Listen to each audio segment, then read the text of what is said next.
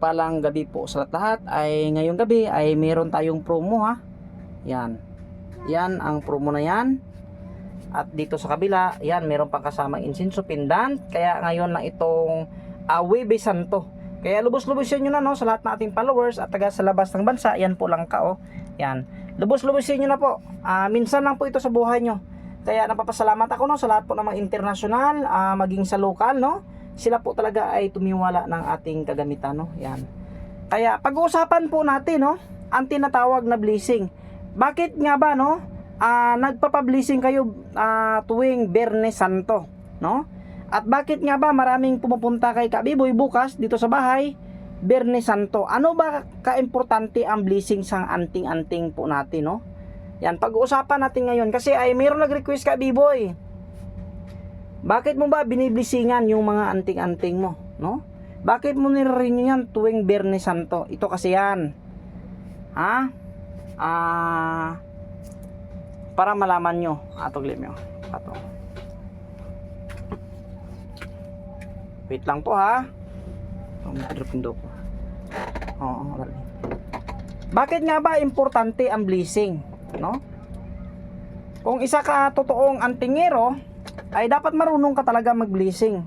Hindi yan pwede na kukunin mo na at i-issue mo na sa mga kumukuha sa iyo na walang blessing. Yan. Kung totoo kang antingero o manggagamot ay dapat marunong ka mag-blessing. Kaya yan, nakapaka-importante talaga bro, sis no? Ang tinatawag na blessing. For example, meron na pasukan ng masamang espiritu. Yan. Kasi hindi importante sa iyo ang blessing. For example, kaya nga ito ay nagtatanong natin pong kaibigan, atin pong sasagutin. For example, meron na napasukan na masamang espiritu dahil pinaniwalaan mo na ang mutya ng langka ay malakas. Ilagay mo ito, no? Sa napasukan ng espiritu, siya ba ay gagaling? No, dahil sa mutya na ito na binigay mo. Kakalas ba yung Kakalas ba yung sapi diyan, no? Yan. For example, itong bote. Puno ng material, puno ng dasal. Kasi ito kahit sa sapi pwede. Ilagyan po natin ito, no? Ang sapi. Yan. Or ipainom po natin ang lana sa kanya, no? Yan. Gagaling ba ang sapi o pasyente, no? Yan, kagaya nito. Itong Pedro Pindoco. Alam nyo ba? Itong mutya ng langka ay sa negosyo at maging sa baril. Ang bato mo, itim at puti, kabalat kunat at infinito, swerte sa negosyo at maging sa baril. Ang bulalakaw, swerte sa negosyo at maging sa baril din. Lahat po sila, mayroon po silang sariling mga espiritu. Iba ang espiritu ng kahoy na sinukuan, iba ang espiritu ng bagakay na walang butas. At paano ba papalakasin yung anting-anting? Kaya marami tayong mutya nilagay dyan, no? Para lumakas at mayroon pang dasal sa loob. Yan. Parang lumakas yung anting-anting. Kaya importante talaga na blessingan yung ating anting-anting tuwing Biyernes Santo. Yan, ganun po ka-importante, no? Yan. Kaya ito ay sasabihin ko na yung yung importante. Lalo na po magpauso ka ng insinso, no? Yan, itong insinso na ito. Ay napaka-importante po pausukan ito. Kasi alam niyo ba kung bakit? Pag pinausukan niyo po itong insinso na ito, kasi nga tinatawag ka nga spiritual healer. Alam niyo ba, ang naniwala dito sa mga anting-anting ay mga spiritual yan, no? Yan. Bakit nga ba nagpapausok ang pari ng insinso, no? Kasi nga kiniklinsing niya yung simbahan. Tataboyin niya ang masamang espiritu, no? Or demonyo, no? Tinataboy ng insinso. At siyempre, ito ang kinakain ng espiritual. Ang usok ng insinso, ganyan po ang tinatawag na blessing. At ipapaintindi ko lang po sa ating pong kaibigan na bakit nga ba biniblessingan yung anting-anting. Pagkatapos na po blessingan, ay ito na po siya pinapausukan po ng insinso. Pero bago yan, no? Mamaya ay i-demo ko po ito, yung mga promo po natin. Kaya lubos-lubosin nyo na. Minsan lang po ito sa buhay nyo, no? Yan. Ito ngayon, saan man dyan ang mga anting-anting na yan. Yan. Yan.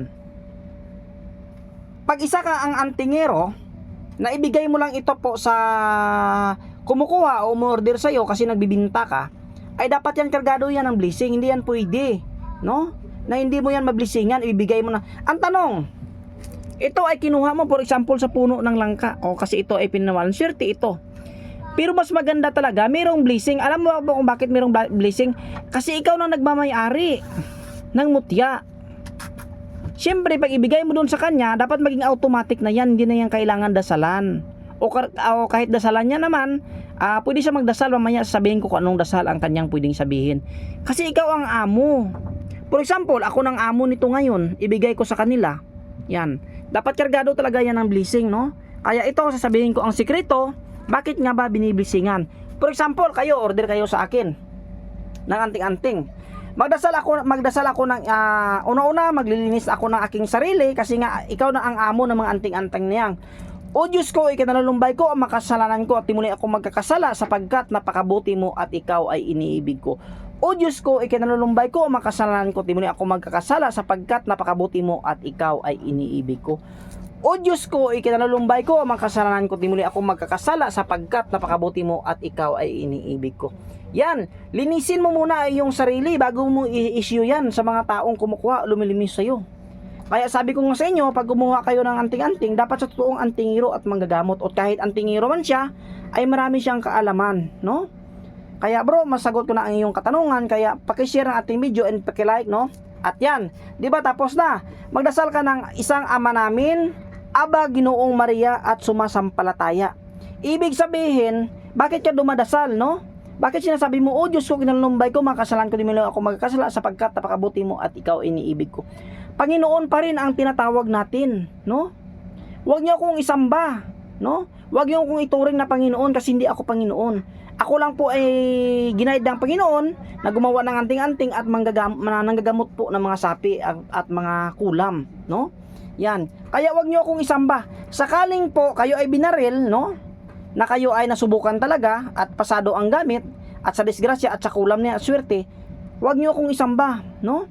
Maniwala po kayo sa Panginoon po kayo humingi ng sabi Panginoon, pasalamat nang dahil sa gamit na yan, naligtas ang buhay ko. Alam niyo ba kung bakit itong bagakay ng walang butas ginawa ito ng Panginoon? Ang baon ng walang mata, siya ang gumawa nito. Ang kawayan na koronahan, siya ang gumawa nito. Yan, lahat ng material siya ang gumawa na yan. At bakit nga ba pinapalakas ko ang anting-anting, no? Sa pamagitan dito, for example. Kaya ang sabi ko sa inyo, lahat ng bato ay may sarili niyang buhay, may sarili niyang espiritu. Kaya ang rodak siya, mayroon din, kaya malakas ang gamit. For example, ito. Holy Trinity nga, nilagyan ko nga ng baging na sinukuan, nilagyan ko na parang kahoy na sinukuan, gumamilas, silis, tuki-tuki. O yan, ang bagakay. Para ang kapangyarihan ng gamit, lalong lumalakas. For example, kakain ka lang ng isang kutsara, hindi ka talaga mabubusog. Pero pag marami ka dyan material, nilagay o espiritual, lalong lumalakas ang ating gamit. Kaya ulit pausukan ng insinso kamangyan ang inyong anting-anting tuwing Biyernes Santo. At ito na. Excuse me po, no? Yan.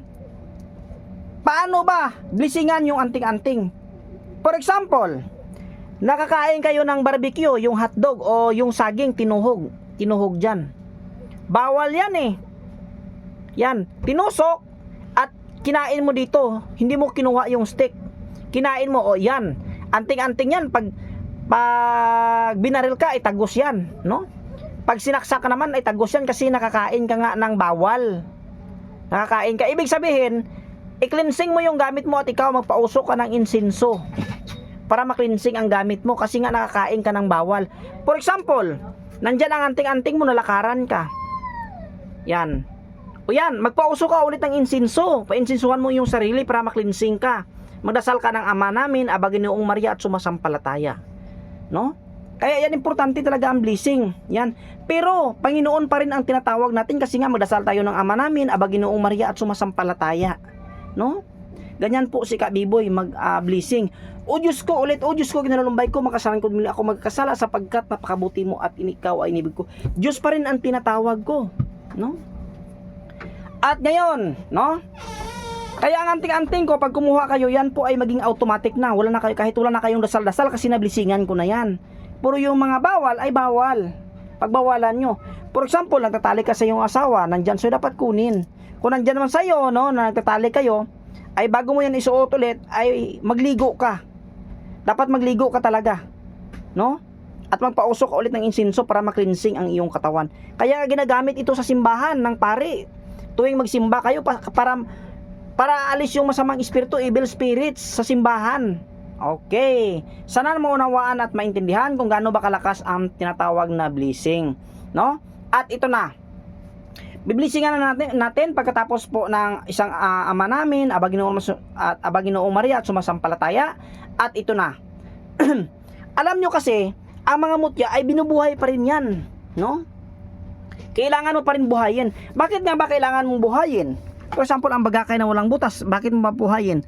Ang matagal na anting-anting ay minsan tulog na yan, kaya yan ay binubuhay. Ito, okay lang ito, hindi mo ito mabuhay kasi nga ang material ay automatic buhay. Paano anting-anting mo pag nilagyan mo yan ng mga dasal? Yan. Kailangan mo yan buhayin kasi nga mayroon kang dasal nilalagay.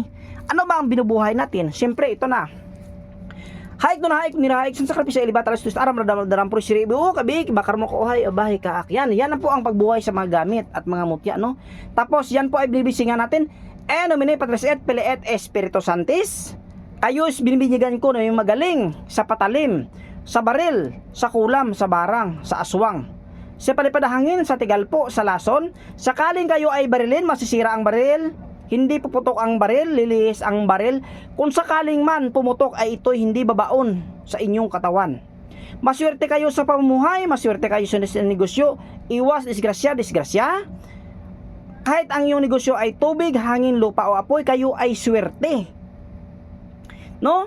Kasi nga kahit mga mutya yan ay blessingan mo yan kasi ibigay mo. Kaya kailangan mo yan blessingan. Yan, bago mo yan ibigay. Biniblessingan kita sa ngalan ng Ama, ng Anak, at ng Espiritu Santo. Amen. Okay. Ama, alam nyo ba kung gaano kalakas sa ngalan ng Ama, ng Anak, at ng Espiritu Santo. Amen.